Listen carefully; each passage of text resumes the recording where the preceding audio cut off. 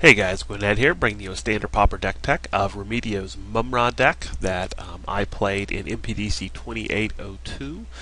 Today I'm bringing you a match from round 3 of that event, and I am 2-0 so far. My opponent is Tiagox SR, and let's get started. Looks like I lost the dice roll, and my opponent is going to mull to 6. Let's take a look at my opener. We've got a 4-land opener. I already have access to all my colors, so this looks pretty good. I'll go ahead and keep my hand, and let's go. So Tiago also kept his 6. So here, going to go ahead and let's see. Probably the thing that makes sense is going to be I don't have any early plays here. So just dropping one of the come into tap lands, probably the Evolving Wilds, just to keep myself from drawing any further lands. Gonna go ahead and get an island. Plus keeps my opponent off guard a little bit if he doesn't know what I'm playing. Also allows me to cast Voyage's End if I think that is something that I'm going to need to do. But despite the Evolving Wilds, still drawn to another land. No other play at this point, but I do have Voyage's End up should I need it. And the reason I did that is I know I'm not going to need white anytime soon. So while this would be a good come into play tap land on this turn, it is nice to hold Voyage's End up. I mean, the likelihood of me using it is pretty small, but it's never a bad idea to be prepared. Like to have the option. So for the turn, draw yet another land. Not a great start for me here. Could cast Read the Bones, but that means I'm going to have to discard something. But I think at this point that's probably my best option. I've got enough excess lands here. I can go and get rid of something, and I do draw into some nice cards. Gonna go ahead and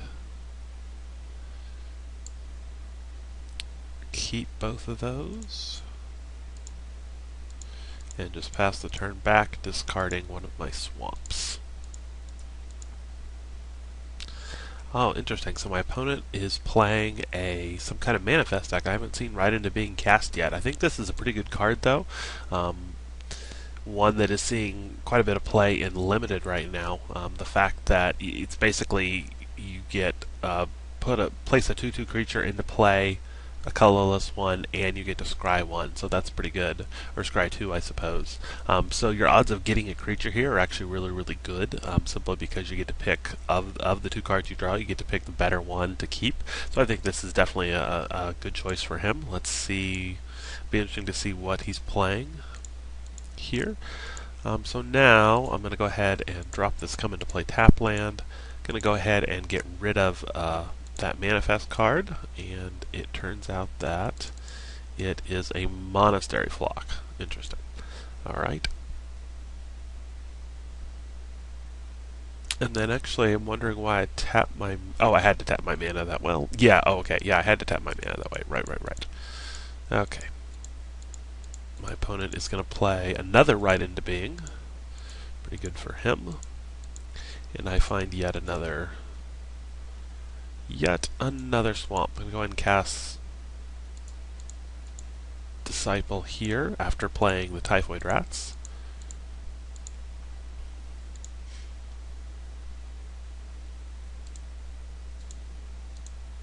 And it looks like he's playing quite a bit of these morph creatures, and that time I ended up choosing to discard the Sage-Eyed Harrier simply because I don't have a lot of good ways of dealing with flyers. Pass the turn back. My opponent pops an Evolving Wild, so it does look like he's playing Azorius Colors. So draw yet another land, which isn't great for me. But I do have 4 cards now in the graveyard, getting close to being able to cast Treasure Cruise. Just going to go ahead and swing in with the Typhoid Rats for now. He chooses not to block. And he goes ahead and reveals on it's a Mystic of the Hidden Way. 5 mana, 3/2 unblockable. It is very vulnerable to removal, but if you don't have any removal, this can be really good simply because it is unblockable. So currently I don't have any real way of dealing with that. But I am going to go ahead and cast Voyage's End on it just to buy myself a little bit of time. Oh, and I reveal Grey Merchant, which is very good for me. So obviously I will keep that. On his turn, my opponent just looks like he recasts it as a morph, presumably.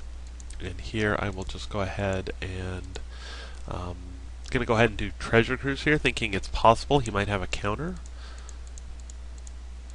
And I'd actually rather have the Treasure Cruise countered than the Gray Merchant.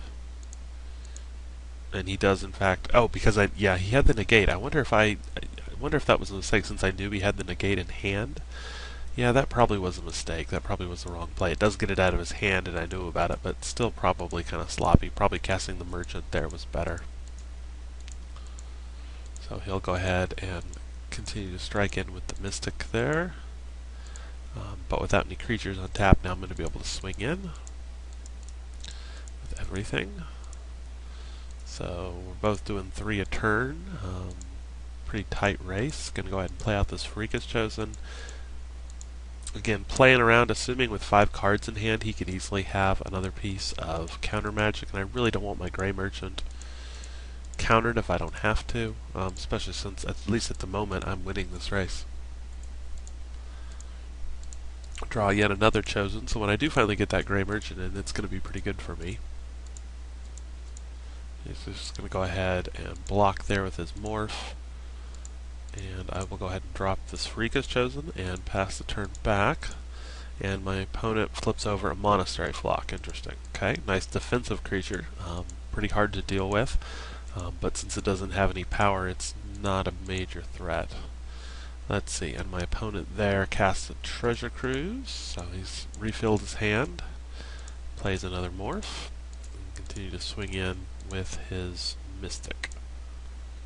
Alright, a Sign of Blood, that's pretty good here. See if he has, I guess even if he had the right kind of removal, it wouldn't have done anything. Oh, and I draw into Scholar, that's very good. I wrote this week on my blog about how this is just such a really good card. You don't want probably more than 1, maybe 2 in your deck, but the ability late game like this to continue to drain your opponent for 1 is actually surprisingly good. So, play the Chosen. I'm going to go ahead and run out this Scholar. I think he has removal here.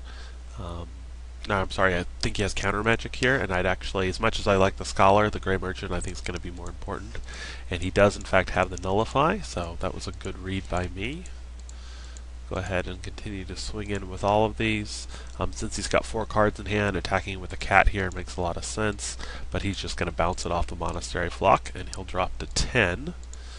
So here he's going to be able to flip over this other Morph. I'm assuming it's another Mystic, and it's a different Mystic. Oh, I didn't even notice this. So there's a Mystic of the Hidden Way. Oh, they're just different versions of the same card. I didn't realize there was an alternate art on it. That's kind of cool. Okay, so now he's attacking me for 6 unblockable, which is very good for him. It'll finish me off in 2 turns. So at this point, I have to hope that he doesn't have any more counter magic, and he has another Soul Summons to manifest yet another card.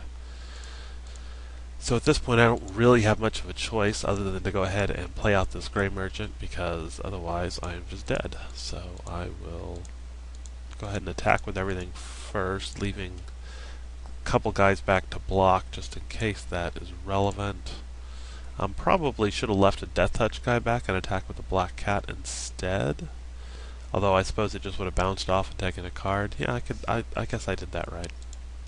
So he'll just block with the Manifest creature. They'll both die. And it was...